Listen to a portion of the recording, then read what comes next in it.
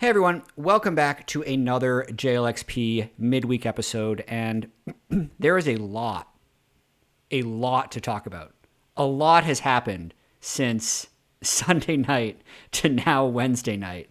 And as a quick note for the channel, I have done a lot of solo podcasts recently. I still plan on having guests on JLXP in the future. It's just, I think with the back-to-back 4-day LCS weeks and all the other content obligations that all the other analysts have, scheduling has just been really hard, especially as well with people traveling out to Chicago for finals. It's additionally hard to find the time to come into the podcast, but I still have what I hope to be a very compelling podcast because there is some pretty interesting stuff to talk about. So this one is going to be more than just the 10 thoughts and more that I have been doing on the Thursday morning podcast for the past split, because there was also the LCS top 10 players of all time that was released, in case you missed it. There was a pretty cool video that I was actually out in Chicago like 2 weeks ago filming, scripting some things to say about each player to try and make it a little more hype. But I know the people that enjoy that video and just see the list and fight about the list are generally a different crowd than the people that are going to listen to this podcast. So I have a little bit of theory on how lists like this should be made. And then also I will share the list and my own list. So it is the top 10 players of all time in the LCS. The actual list that was released, if you haven't seen it and you just want me to read it out here, number 10 was Blabber, number 9 was High, number 8 was Afromoo, number 7 was Sneaky, number 6 was Core JJ, number 5 was Jensen, number 4 was XSmithy, number 3 was Impact, and then drum roll for 2 and 1, Doublelift was 2, Bjergsen was 1. I would say my personal votes are a little different. I put Doublelift number 1 over Bjergsen. Impact matches in third with what everyone else aggregate voted. I put Jensen in fourth, actually. He was fifth in the aggregate. I put Sneaky at fifth. He was seventh in the aggregate. I put Afromoo sixth, XSmithy seventh, Core JJ eighth, Blabber ninth, and then Vulcan 10th. I think a lot of the 10th placed votes on this didn't end up making it into the top 10 of all time. And for those of you who don't know the way that these lists were actually made, they did release, finally, everyone who voted on it, as well as who they voted 1 through 10. So you can check that out. It's on lolesports.com. If you find the top 10 players of all time, you can then kind of scroll down and click the link to ballots. I'll also throw a link to the description to like specifically everyone's votes. Before I get into this, I do want to just, it's a little bit unrelated, but it's just my personal opinion on how lists like this could or should be made, because I've had a bit of experience with it. You know, back in the day, I had some influence over these things. So in 2016 spring, for those of you who remember that was the last split where EULCS and NALCS All-Pro just dropped who was first team, second team, third team, and then like scurried away. So at the time, there was still a panel of people who voted to have those votes gathered and compiled, but it never lived anywhere. Those votes all stayed private, and you only saw the end result. You didn't even see like how close it was. So you could have literally a first team player like one vote ahead of a second team player, and you would never know. So I actually made the system for 2016 summer, which I think is still the system that NA uses for all pro voting today. And I'll lay it out how it works and then explain why I want it to work that way. And then I'll compare it to some other things. So the way it worked back in 2016 summer was I had like different blocks of people to vote to account for biases, because bias is always going to exist in any voting block. There was basically a set of Riot casters and then other Riot people. Like I think there was a producer vote and a stats vote. All told, there were 13 ballots that got filled out. There were 8 ballots for third-party media. So these are people that ran like Oracle's Elixir or someone from Yahoo, and then like Travis Gafford, and all those people had their own ballots. And then I also did 10 player votes, which was like a player representative from each team to try and get the player perspective, and then 10 coach votes to try and get the coach perspective. So basically 20 people that are in the scene competing, and then 21 people who are watching it unfold with a breakdown of different groups who are watching it. Because Riot talks to each other so much, you get a little bit of groupthink there. And then I think third party also probably communicates more with other third party than they would necessarily with Riot. So there's possibly a little bit of bias there, or just like people that are siloed. And then the players and coaches can all have their own bias. So the idea there was like, take all of those biases, they will kind of correct for themselves to give you a smooth aggregate, and then that will hopefully give you the most realistic results. I think for the most part, there has been like an improvement to the system, because especially if there is like a troll ballot or a really bad result, like people can go through and figure out like who they want to blame and who they did well. And I think it's a pretty good balance. The other way you can do these things is how we did World's Top 20 in, say, 2017 and 2018. So another little bit of history. The original World's Top 20s back in like 2015, 2014, 2015, got really flamed.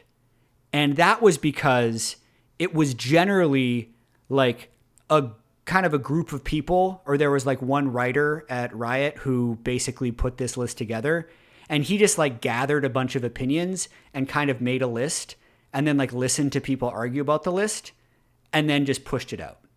It was a really bad process. There was no ballot or anything, and it was supposed to be like the official top 20 players at World. So that was considered not a good product.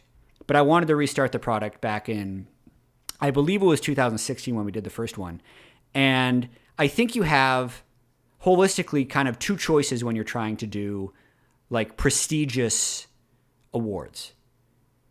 You either do the wisdom of the crowd, where you're trying to pull in a massive amount of opinions to hopefully get this very credible list.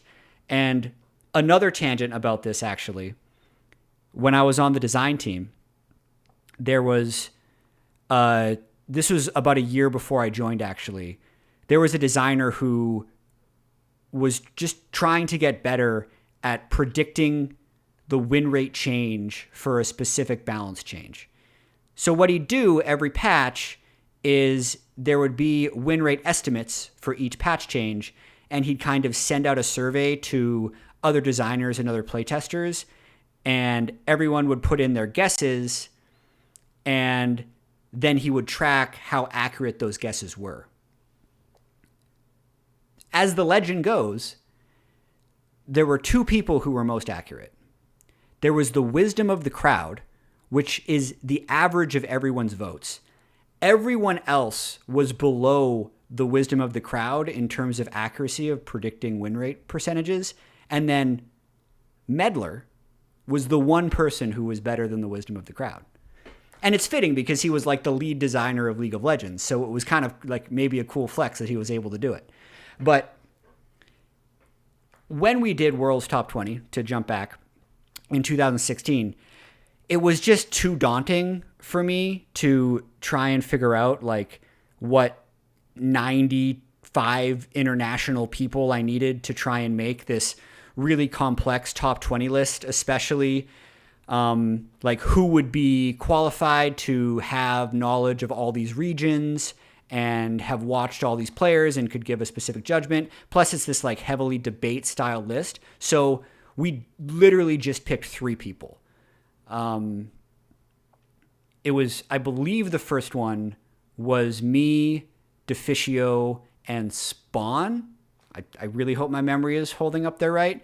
Me from NA, Deficio from EU, and Spawn was at the time, I believe, casted a lot of LPL and was a huge international one.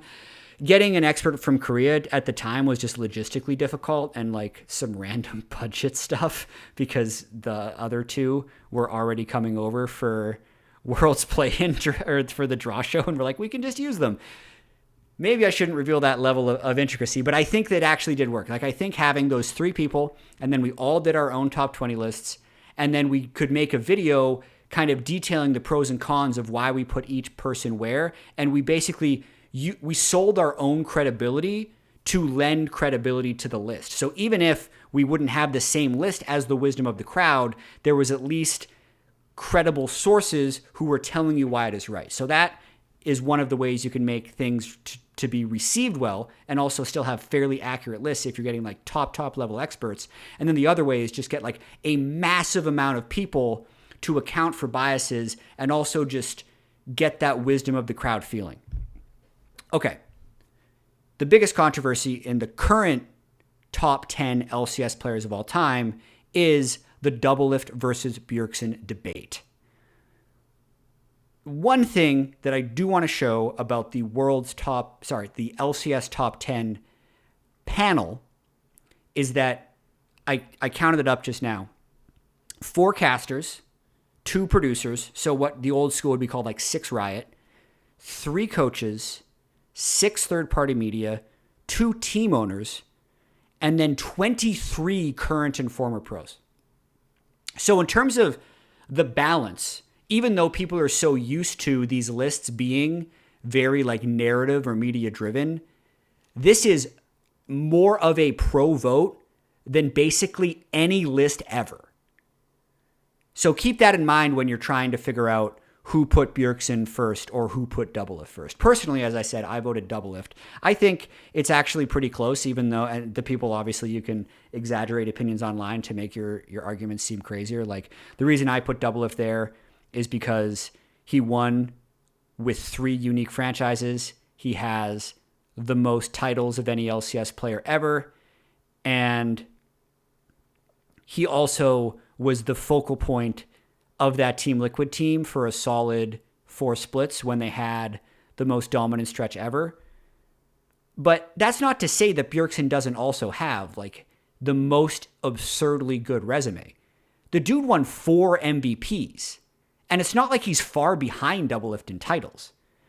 And I think what's really kind of weirdly illuminating going through the votes, like, why would the players put Bjergsen above Doublelift by and large?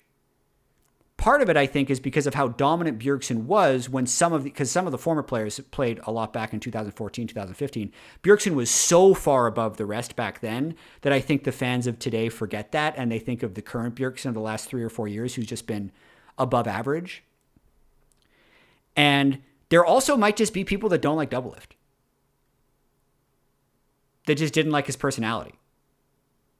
He did get kicked from multiple teams after winning titles. And one like mild tidbit that is interesting about this is the 2 owners, Steve and Jack. Steve put Doublelift 4th and Jack put Doublelift 5th. It's like the 2 lowest rankings of Doublelift of any voter are the 2 owner votes. I think, just want to double check. There was one really weird ballot. Yeah, Dyrus's ballot, who tweeted recently, like, oh yeah, he hasn't watched League in several years. He also had Doublelift 1, 2, 3, 4, 5 in 5th as well. So that's as low as Doublelift got voted. Bjergsen was like top 2 for pretty much everyone, which is another reason why he ended up winning the vote. So I don't know. I don't really buy into the whole controversy. I hope you found it interesting, all the different ways that you make ballots. I don't necessarily think that this ballot system is flawed. I would have liked it if they would have found a way to pull in a much wider pool of people or a much smaller pool of people. I think the high emphasis on pros, the total number is like respectable. It's about the same number of people that vote on the LCS awards. So I think it's enough to make like a good list. But considering it's like this 10-year thing, I would have loved if they could have cast a really wide net. But then the counter to that is like, you're casting a super wide net, and then you get voters like Dyrus who say they haven't watched League in 4 years and their vote's still counting. When really you want people that have been able to watch League for 10 years voting on the 10-year panel. But, like I said, I actually think the list is quite good in terms of how my votes line up with the overall list. It's pretty close, and I think it still makes for good content and good conversation. I just would have done it personally slightly differently, but no major complaints, and I hope people found the whole kind of format deep dive I just did interesting. Okay. Done with top 10. We're moving on to the LCS Championship 2022 Summer Split. And also, the biggest news of Tuesday that I didn't make a breaking news podcast about, Danny stepping down. That is crazy, right? He was like the Pentakill Prince, the guy who carried EG, or at least was given all the resources to then carry them in team fights. Helped them to go 15-3, helped them win Spring Split. And he's not going to be playing in finals weekend. You should go read the announcement from EG, from their CEO, Nicole. Mentions some mental health struggles. I don't have a huge amount of insight into it. If I did, I would not feel comfortable sharing. I don't necessarily think people should pry.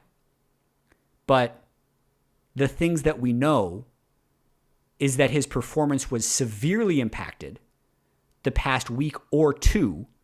That's just from us watching. And it got to a point where he has decided not to play. So definitely send your support to Danny. And I would say send the support to the rest of the team, because this is a very stressful and trying situation for all of them. And it also explains a lot of what we saw from EG the last 2 weeks. I was wondering why they spent the whole split funneling resources into Danny, and then all of a sudden, Impact is just playing Carry's top lane, Danny's playing Seraphine and Misfortune, and they're just banning out a bunch of stuff bot lane. And then in like the TSM game and the TL game, a lot of those early games really felt like they were 4v5. So, weirdly enough, when you can be negative of this 15-3 team dropping out of winner's bracket and then almost not making it to top 3, but considering the circumstances, it's so hard to switch your carry and the playstyle you've been perfecting for like 7 months and then still win. So they definitely have a tall task coming into this weekend. But again, I maybe have a fun story about a somewhat similar situation the Team Liquid experienced in the spring of 2021 when we rocked up to finals weekend with a completely different jungler. So those of you that remember, 2021 spring playoffs, winners bracket final, we lose 3-1 to C9. At the time, it did feel weird to me. I felt like we just underperformed and I thought we just had an off day. But a couple of days later, Lucas's migraines get very bad. We kind of, as a group, take the decision that he needs to seek some medical advice and that we need to play with our Mayo. So we basically had almost no time to adjust. And if I remember correctly, we had Thursday and Friday that we knew about it. Friday, we literally have to go to the Greek theater to do this like tech check and make sure everything works and get checked in and all this stuff. And Thursday was like our only possible scrim day with our Mayo. And then Friday is like tech check and all this other stuff. So we ended up scrimming. I wish I knew I think this is the Academy team's name, but it was an amateur team, no name, that we scrimmed.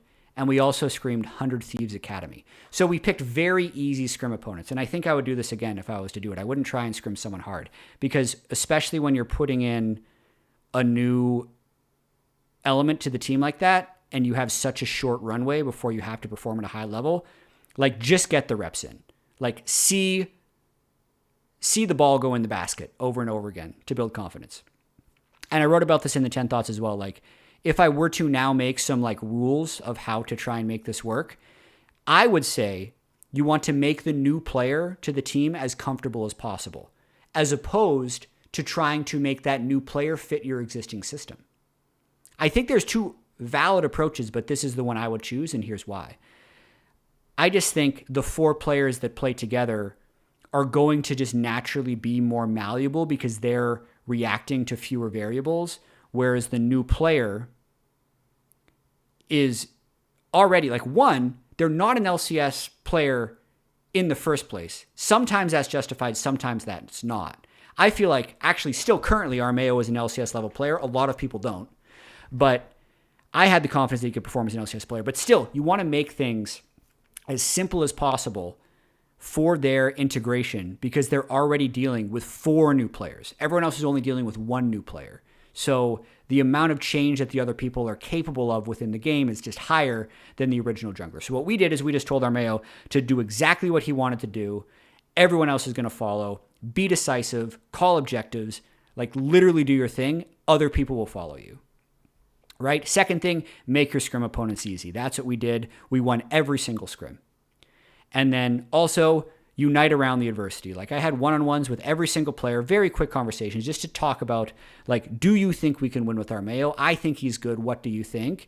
And that flow of conversation, that not necessarily exactly what I said, but everyone actually said, like, yeah, actually, he's good. We had the benefit of actually playing some scrims in Spring Split with him while Santorin had not cleared his visa and wasn't in the US yet. So we had actually won some lock-in games with him earlier on in the split. So everyone was like, yeah, we can win with him. And then we rocked up on Saturday. We beat TSM 3-1. And then we rocked up on Sunday and we went up 2-1 in the finals against C9. And I still kick myself that we didn't close out that series because holy crap, I feel like it was close.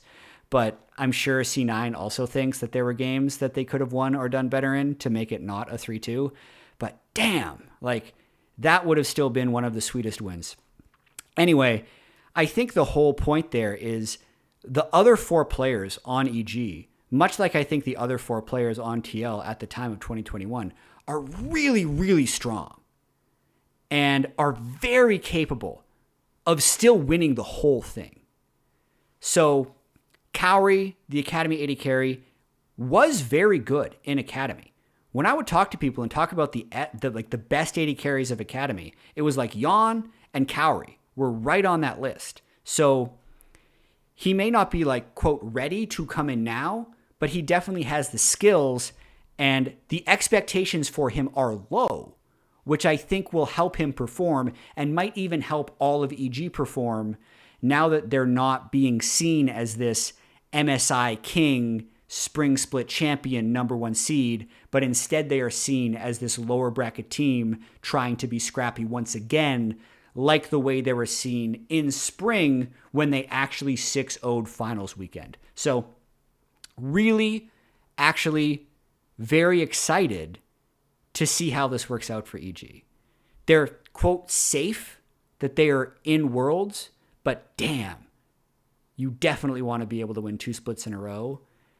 And the 4 players that are been playing with EG all year, they don't want this to end at that moment. So sad to hear the Danny news. Really sad that this team could not just keep the momentum throughout the whole year. And they've been hit with this level of adversity. But doesn't mean it's the end. Okay, next team. 100 Thieves. This is fairly quick, but I think it's a kind of cool point. So they're very good at making the other team uncomfortable. And I wrote about this in the past and talked about it, how a lot of the LCS teams don't hold 100 Thieves in high regard because they just beat 100 Thieves so often in scrims.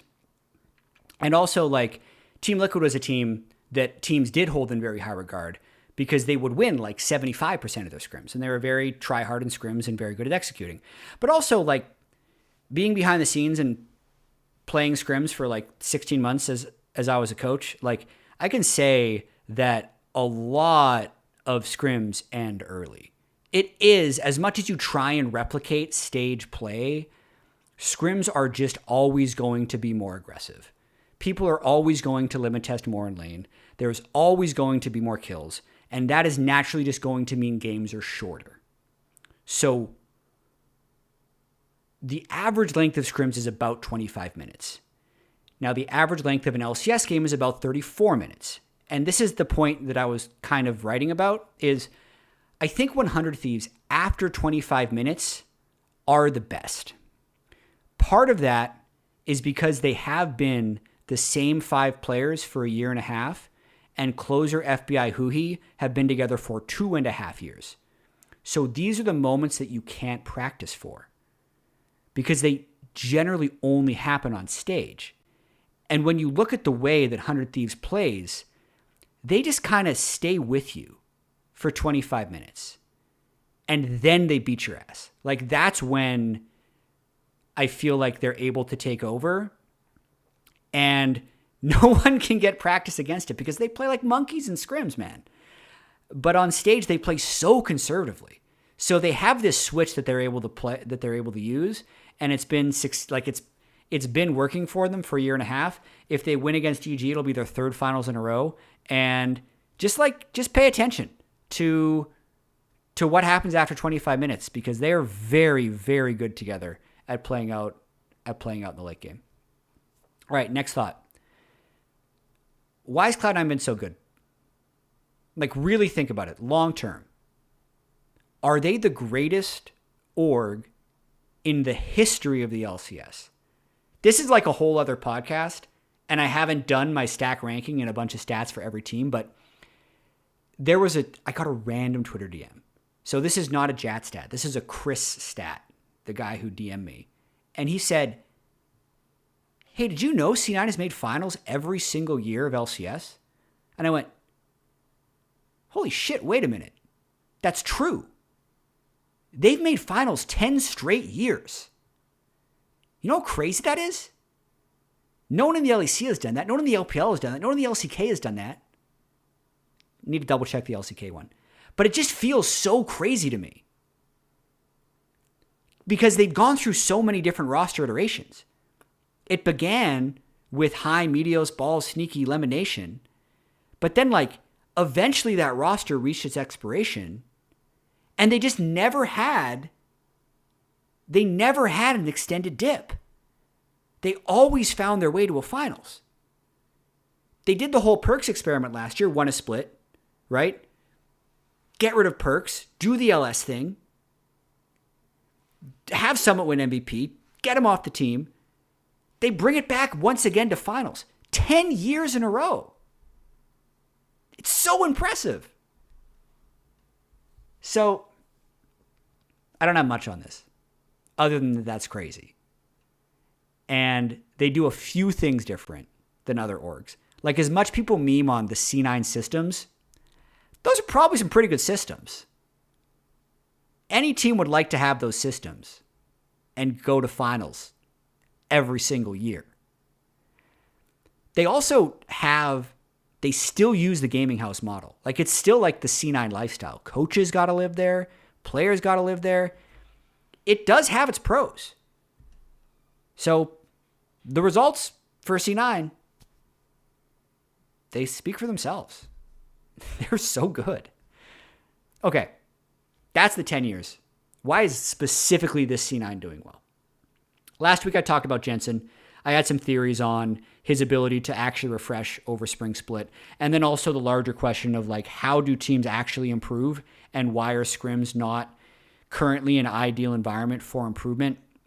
I think there's a lot of things that happen with team reviews that are super suboptimal, and there's a lot of really ingrained cultural things across almost all regions of League of Legends and a lot of teams, and it's somewhat effective, but I think that's actually the space where the most innovation can happen. I don't have the solutions for that innovation, but that's just one thing. C9 seems to be doing well, solving those problems. But just literally in pick ban, they're really good. So Fudge has the best champion pool for this patch. He plays counters to the big meta picks. Like, you're picking Ornn, he can punish with Camille. You pick Aatrox, he can punish with Fiora.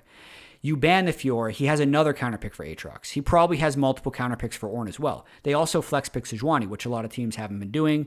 I mean, Someday started practicing Sejuani immediately after their series because it was a draft issue for 100 Thieves that they weren't flexing the Sejuani between mid and jungle, and C9's was, so 100 Thieves had to ban it. You look at Berserker, he's the best team fighting AD carry, for sure, especially with Danny not playing. Danny's the best team fighting AD carry, and he loves all the trades. He'll take Sivir, you take Zeri. He'll take Zeri, you take Sivir. He wins both sides, right? You didn't ban Kalista, he'll win the game. He'll play against Kalista with the Felios. It did not work against FBI for what it's worth, but he is still a very, very good Aphelios, and I think that can work with the right team comps. And then Sven, he plays all the stuff he needs to. Renata, Lulu, Yumi. You can just kind of play those three with the current meta 80 carries, and you're good. And it's weirdly like super convenient that this is the split Sven role swaps, like the split of enchanters, because we were stuck in a tank support meta for like 5 years. So a lot of the supports were not good at enchanters because they literally were never allowed to play them. But now is the split where they become good again. So it's actually good timing for him. Jensen is back on the Blancazir, Orianna Zillion. Super solid at all those. They fit very well in the current meta and team comps. And all those things combined just make them the most flexible team in draft. And it's giving them a big advantage in these series and is a large part of why they're in the finals. So that's a lot of thoughts on the three teams that are here.